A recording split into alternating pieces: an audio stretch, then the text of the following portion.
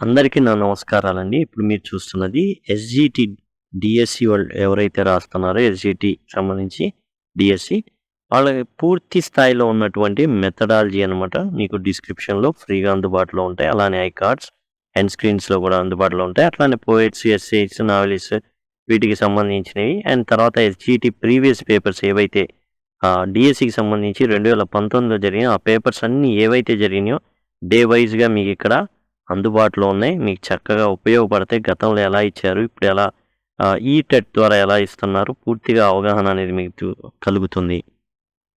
చూడండి ఈ బ్లాగ్స్ అన్నీ కూడా మీకు మీ యొక్క ప్రయత్నంలో సహాయం చేయడానికి చక్కగా ఉపయోగపడతాయి ఇవి. పీసీవీ ఇంగ్లీష్ ఎస్ఏ blogspot.com అంటే ఏదైతే సిలబస్ ఉందో యాజ్ ఇట్ ఈజ్ ఉంటుంది. జస్ట్ మీరు క్లిక్ చేసి ఫ్రీగా వీడియోలు చూడొచ్చు, నోట్స్ అనేది రాసుకోవచ్చు. చూడండి మొదటి ప్రశ్న ఇది వచ్చేసి 29వ తారీఖు ఫిబ్రవరి 29 పొద్దున జరిగింది మనం చూసాం. అండ్ ఇప్పుడు మధ్యాహ్నం జరిగినటువంటి ప్రశ్నాపత్రాన్ని మనం సెషన్ 2 చూడబోతున్నాం.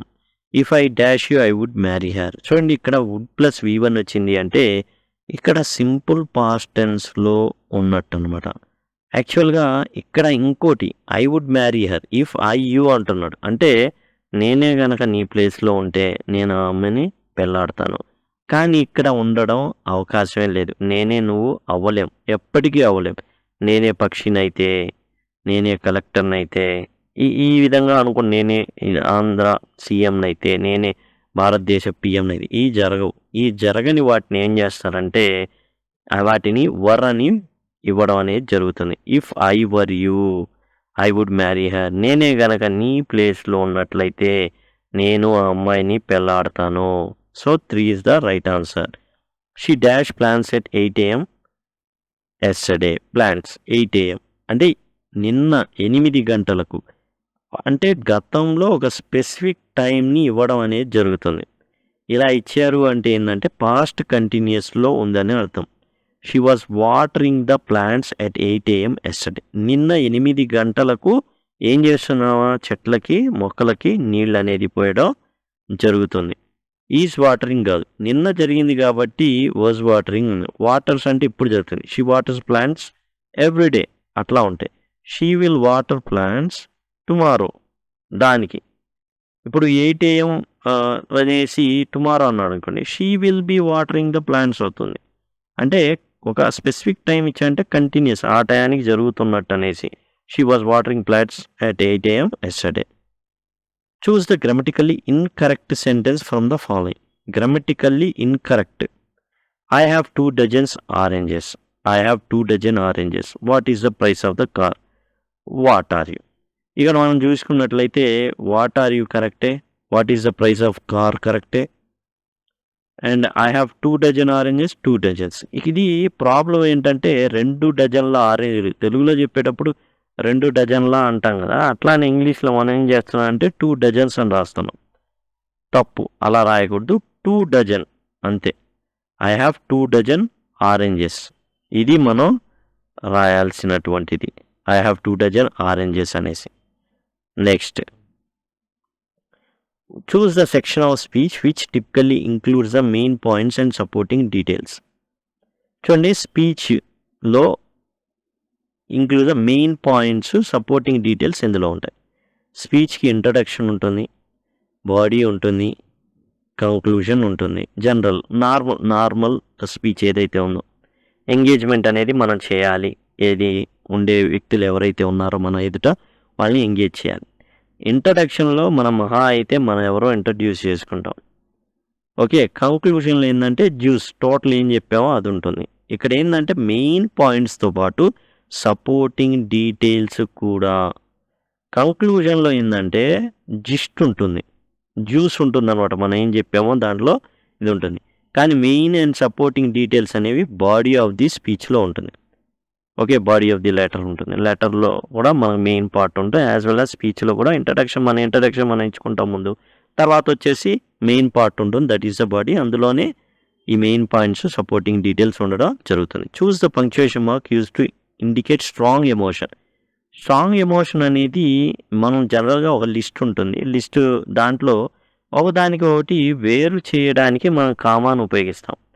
ఎక్స్క్లమేషన్ మార్క్ ఎప్పుడు స్ట్రాంగ్ ఎమోషన్ ఉంటేనే మనం ఎక్స్క్లమేషన్ మార్క్ అనేది ఉపయోగించడం జరుగుతుందన్నమాట. ఓకే, స్ట్రాంగ్ ఎమోషన్, హుర్రే, చాలా గట్టిగా ఏంటంటే అరవడం, విజయం చేకూరిందని లేకపోతే ఏదో దక్కిందనో హుర్రే అట్లా. క్వశ్చన్ మార్క్ ఏంటంటే స్ట్రాంగ్ ఎమోషన్.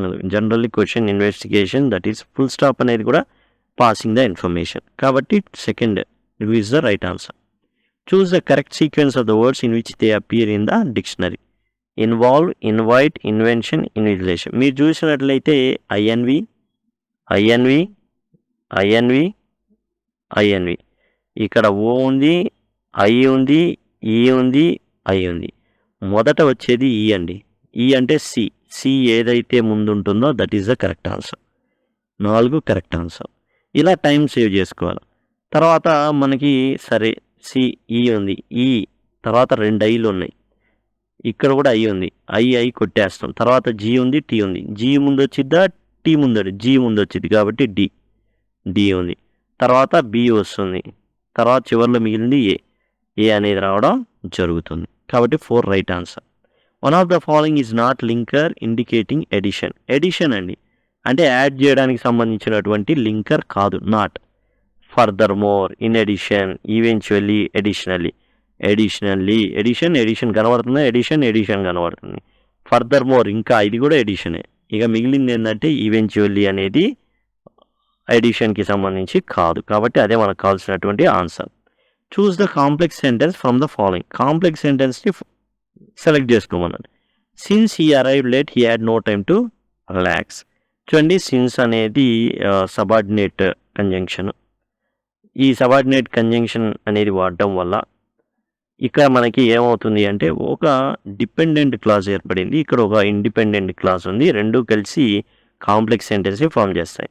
ఇది సింపుల్ సెంటెన్సే, ఎందుకంటే ఎటువంటి సబార్డినేట్ కంజంక్షన్ లేదు. ఇది సింపుల్ సెంటెన్సే, ఎట్లాంటి కంజంక్షన్ లేదు, సబార్డినేట్ కంజంక్షన్ మెయిన్ లేదు. I don't want anything. ఇక్కడ కూడా ఇది కూడా సింపుల్ సెంటెన్సే, ఎందుకంటే ఎటువంటి సబార్డినేట్ కంజంక్షన్ కూడా లేదు. తర్వాత అండి మనం చూసినట్లయితే రిఫ్లెక్సివ్ ప్రొనౌన్ కానిదేది, నాట్ కానిదేదండి. Myself, yourself, himself, self ఉన్నాయన్నీ కూడా రిఫ్లెక్సివ్ ప్రొనౌన్స్ అని మనం సింపుల్గా చెప్పుకున్నాం. కాబట్టి ఈ 3 కూడా రిఫ్లెక్సివ్ ప్రొనౌన్సే. హిజ్ సెల్ఫ్ అని అసలు హిజ్ సెల్ఫ్ అనేదే లేదు, తప్పు. మనకేదో ఒకటి తప్పు చూపించాలి కాబట్టి చూపించాడు. కాబట్టి 4 అనేది రైట్ ఆన్సర్ ఇక్కడ అవుతుంది. Choose the correct interjection to convey excitement and happiness. Happiness అని ఆనందం వచ్చింది. ఆర్కిమిడిస్ ఏం చేశాడు, కనుక్కున్నాడు. ఆనందంతో యురేకా అనుకుంటా పరిగెత్తాడు. ఒంటి మీద బట్టలు ఉన్నాయనే విషయం కూడా, బట్టలు లేవనే విషయం కూడా తెలియక రాజుగారి చేతిలో నా ప్రాణాలు హ్యాపీ, ఎలాంటి ప్రాబ్లం లేదు అనేసి ఇక ఏం చేశాడంటే పరిగెత్తాడు. యురేకా అనుకుంటా. హుర్రే అనేది strong emotion regarding to excitement and happiness. Hurray hip hurray అనుకుంటా అంటూ ఉంటారు. సారీ, ఓనో, స్టాప్ అనేవి ఇక దీనికి సంబంధించి కాదు. ఎగ్జైట్మెంట్ హ్యాపీనెస్కి సంబంధించి అయితే మాత్రం కాదు. Choose the phrasal verb that means to search thorough search చేయడం, పూర్తిగా వెతకడం. బ్రింగ్ అప్ అంటే పెంచడం అండి. రన్అవుట్ అంటే అయిపోవడం. పెట్రోల్ ర్యాన్ అవుట్ అంటే పెట్రోల్ అయిపోయిందని అర్థం. పుట్ ఆఫ్ అంటే వాయిదా వేయడం అని అర్థం. లుక్ ఇన్ టు అంటే ఏంది, పరిశీలించడం, జాగ్రత్తగా పరిశీలించడం అంటే ఏంది, వెతకడం. లుక్ ఇన్ టు అనేది right answer. Choose the sentence type that often express excitement అనేది ఉంటుంది దేంట్లో అంటే ఎక్స్క్లమేటరీ సెంటెన్సెస్లో.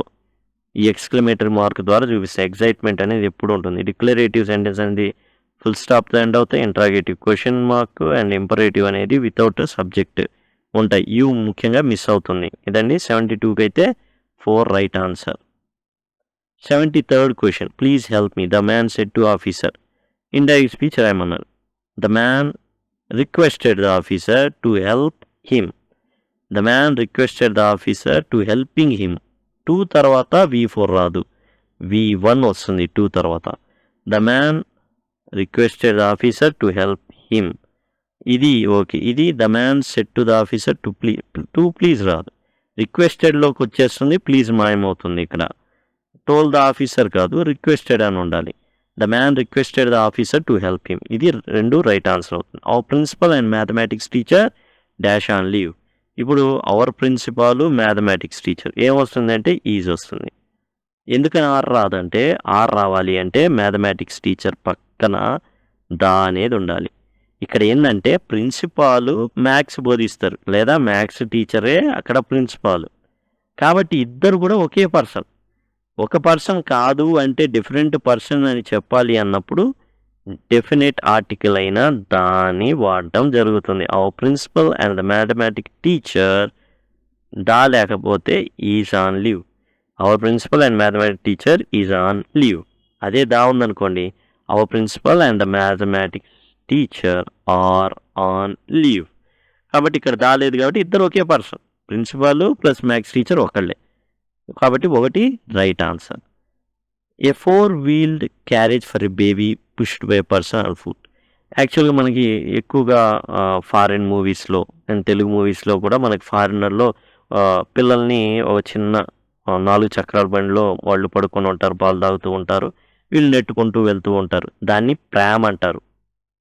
ప్రామ్ ఆ బండి ఏదైతే. స్పామ్ అంటే స్పామ్ ఫోల్డర్, చెత్త పనికిరాని అన్నీ ఉండేటటువంటి ఇదనమాట. కార్ట్ అంటే బండి, బగ్గీ అన్న బండి, ప్రామ్ అంటారు దాన్ని. చిన్నపిల్లలు ఇట్లా ఉంటుంది, పడుకోవడానికి ఇట్లా ఉంటుంది. ఇక్కడేమో 4 చక్రాల ఇది ఉంటుంది, ఇక్కడేమో హ్యాండిల్ ఉంటుంది, దీన్ని పట్టేసుకొని ఇట్లా తీసుకెళ్తూ ఉంటారు. Choose the correctly spelled word enterprise.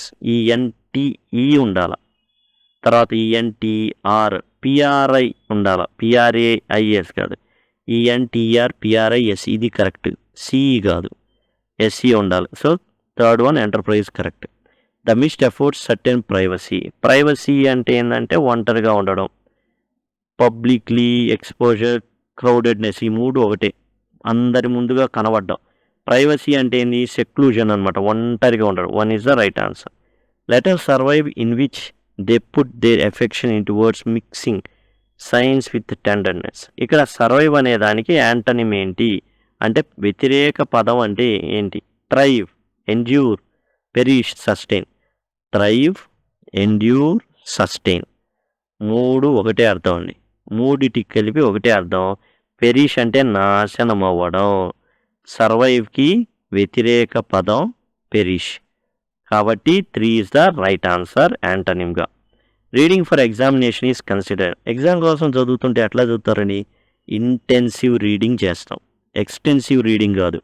మన టెక్స్ట్ బుక్నే 100 సార్లు చదువుతాం, that is intensive reading. Extensive reading అంటే ఏంటి? 100 పుస్తకాలను ఒకసారి చదువుతాం. Extra reading, tension reading. Extra reading అంటే కొంచెం ఎక్స్ట్రా చదువుకోవడం.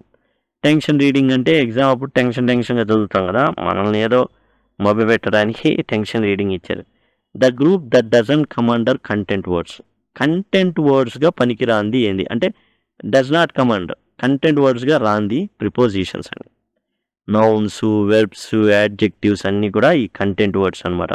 ప్రిపోజిషన్స్ అనేవి స్ట్రక్చరల్ వర్డ్స్, అంటే ఒక వెన్నెముకలాగా లేదా ఒక అస్థిపంజరం లాగా ఉంటాయి.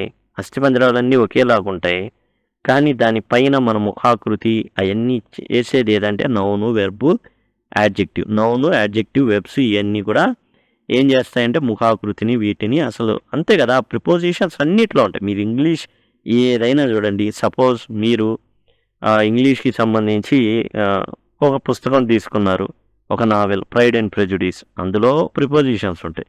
అయ్యే ప్రిపోజిషన్స్ ఇంకో నావెల్ తీసుకున్నారు, సపోజ్ గలివర్ ట్రావెల్స్ అనే దాంట్లో తీసుకున్నారు, అందులో కూడా ఏ ప్రిపోజిషన్స్. మరి రెండిట్లో ప్రిపోజిషన్స్ ఒకేలాగా ఉన్నప్పుడు 2 కంటెంట్లు ఒకేలాగా ఉండాలిగా? కాదు, ఉండవు. కథలు ఒకేలాగా ఉండవు, ఎందుకంటే కంటెంట్ మారిపోయింది.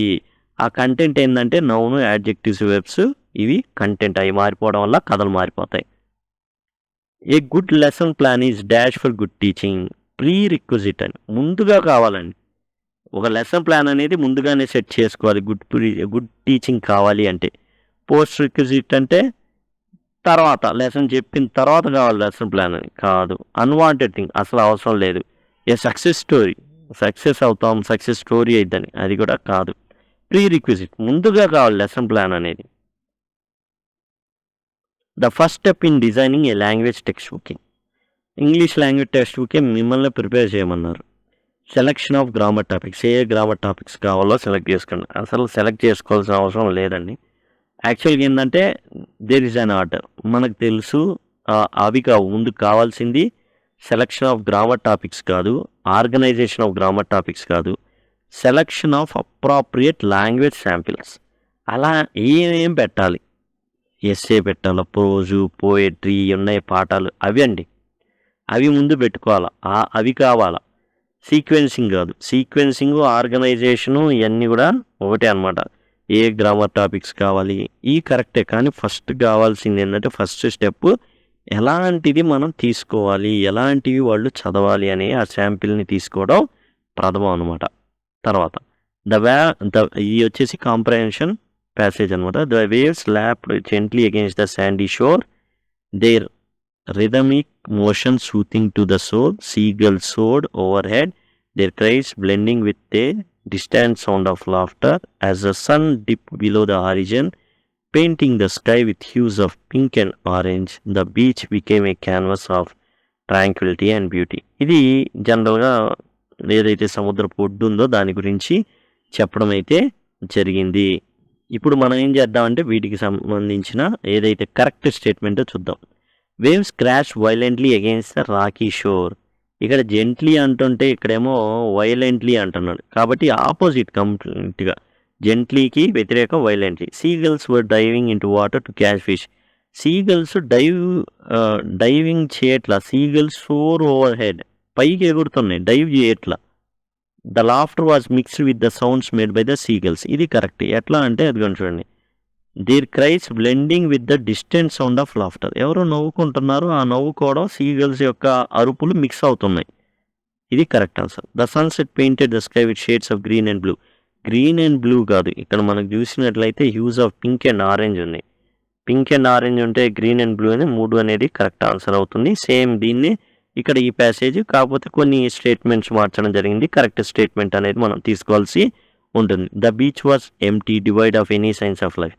సీగల్స్ ఉంటున్నాయి అంటున్నారు, ఎవరు నవ్వుతా ఉన్నారన్నారు, మరి ఎవరు లేరు. చూడండి, డివైడ్ ఆఫ్ అనేది ప్రతి దాంట్లో వాడుతున్నారు, ఇదే వాడడం అనేది జరుగుతుంది. ఇది కాదు, డివైడ్ ఆఫ్ అంటే లేవని, ఎవరు లేరని. The sun rose high in the sky casting harsh shadows on the sand. Harsh shadows కాదు, పింక్ అండ్ ఆరెంజ్ షాడోస్ అనేవి ఉన్నాయి, కాబట్టి ఇది కూడా కరెక్ట్ కాదు. ఇక్కడ ఏంటంటే హార్ష్ షాడోస్, కాకపోతే ఇక్కడ ఉంది పింక్ అండ్ ఆరెంజ్ షాడోస్ అనమాట. The sound of seagulls added to the peaceful ambience of beach. ఈ బీచ్ అంతా కూడా చాలా బాగుంది, పీస్ఫుల్గా ఉంది. దానికి ఏంటంటే ఈ సీగల్స్ పక్షులు ఏవైతే ఉన్నాయో వాటి సౌండ్లు యాడ్ అవుతున్నాయి అనేసి ఇవ్వడం జరిగింది. ఇంకా మనం చూస్తే waves were still stagnant with no moment or sound. Waves అసలు స్టిల్గా లేవండి, జెంట్లీ కొడుతున్నాయి. దేనికి కొడుతున్నాయి? శాండీ షోర్కి కొట్టడం అయితే జరుగుతుంది, కాబట్టి థర్డ్ అనేది కరెక్ట్ అవుతుంది. ఈ సీగల్స్ అనేవి ఏం చేస్తున్నాయి? అరుస్తున్నాయి. ప్రశాంతంగా ఉన్నటువంటి ఏదైతే బీచ్ ఉందో, ప్రశాంతంగా ఉన్నటువంటి బీచ్కి ఈ అరుపులు అనేవి యాడ్ అవుతున్నాయి అని. Next 85, learning proceeds from concrete to abstract because. చూడండి, ఇక్కడ ఏం చెప్తున్నానంటే నేర్చుకోవడం అనేది కంటికి కనబడేది ఏదైతే ఉందో అది ముందు నేర్చుకుంటారు, తర్వాత కంటికి కనబడనిది నేర్చుకుంటారు. కాంక్రీట్ అంటే నౌన్లో, టైప్స్ ఆఫ్ నౌన్లో కూడా కాంక్రీట్ నౌన్ అనేది ఉంటుంది, అట్లానే అబ్స్ట్రాక్ట్ నౌన్ అనేది ఉంటుంది. కాంక్రీట్ నౌన్ ఏదైనా మన చేత్తో పట్టుకునేది, కళ్ళతో చూసేది, ఇవి మనకి వాసన వచ్చి ఇవన్నీ కూడా కాంక్రీట్ నౌన్స్ అవుతాయి. అబ్స్ట్రాక్ట్ నౌన్స్ అంటే కంటికి కనబడవండి. అందం, అందంతే అంటే యాడ్ నుంచి తీసుకొస్తాడు. అవి ఆనెస్టీ, నిజాయితీని తెమ్మంటే యాడ్ నుంచి తీసుకొస్తాడు. అవి అబ్స్ట్రాక్ట్ నౌన్స్ అనమాట. ఇక్కడ కూడా అవే సేమ్. ఇవి ఏంటంటే సైకలాజికల్ ప్రిన్సిపల్స్ అండి. ఓరల్ ఫ్లూయెన్సీ కాదు, సోషల్ బ్యారియర్స్ కాదు, సైంటిఫిక్ ఎక్స్పెరిమెంట్స్ కాదు. ఎందుకంటే ఇది సైకలాజికల్ ప్రిన్సిపల్. ఇది ఎందుకని? ముందు అసలు కంటికి కనబడేదాన్ని నమ్ముతారు. కంటికి కనబడేది ఏదైతే ఉందో దాన్ని మనం ముందు నేర్చుకోగలుగుతాం. తర్వాత కంటికి కనబడింది ఎవరైనా పిల్లలైనా నేర్చుకోగలరు. ఆనెస్టీ, నిజాయితీ అంటే ఏంది ఖచ్చితంగా చెప్పగలవా? ఆనెస్టీ, ఓ పిల్లోడికి, పసిపిల్లోడికి ఆనెస్టీ అంటే ఇదని చూపించగలవా? చూపించడం. అవన్నీ తర్వాత నేర్చుకోవడం జరుగుతుంది. Passive vocabulary is called. ఇక్కడ ప్యాసివ్ వొకాబులరీ అనేది ఏంటి? మెయిన్ వొకాబులరీయా, డైరెక్ట్ వొకాబులరీయా, రికగ్నైజింగ్ వొకాబులరీయా, ఎసెన్షియల్ వొకాబులరీయా? ఇందులో అంటే ఇప్పుడు ఇక్కడ మెయిన్ వొకాబులరీ అంటే ఏంటంటే మెయిన్గా ఏవైతే వొకాబులరీ ఆ కంటెంట్ అండి, కంటెంట్ని తెలిపేటటువంటి నౌను, యాడ్జెక్టివ్, వెర్బ్స్ ఉంటాయి కదా, ఆ కంటెంట్ ఏదైతే ఉందో దానికి సంబంధించిన మెయిన్ వొకాబులరీ అది అవుతుంది. డైరెక్ట్ వొకాబులరీ వాడాడు ఏదో సంథింగ్. ఇక్కడ ఏంటంటే ప్యాసివ్ వొకాబులరీ అంటే రికగ్నైజింగ్ వొకాబులరీ అండి. రికగ్నైజింగ్ వొకాబులరీ అంటే ఇక్కడ మనం చదువుతాం, ఆ కాంటెక్స్లో మనకు అర్థమైపోయింది, దాన్ని ప్యాసివ్ వొకాబులరీ అనడం జరుగుతుంది. అంటే మనం జనరల్గా చదువుతూ ఉంటాం, దాన్ని ప్రత్యేకంగా నేర్చుకోవాల్సిన అవసరం లేదు, కాంటెక్స్ని బట్టి ఈజీగా ఆ వొకాబులరీని అర్థం చేసుకోగలుగుతాం. Having a pet is dash having a child. Correct option to complete the sentence. Like, likewise, likely, like as. ఇక్కడ ఏంటంటే having a pet is like having a child.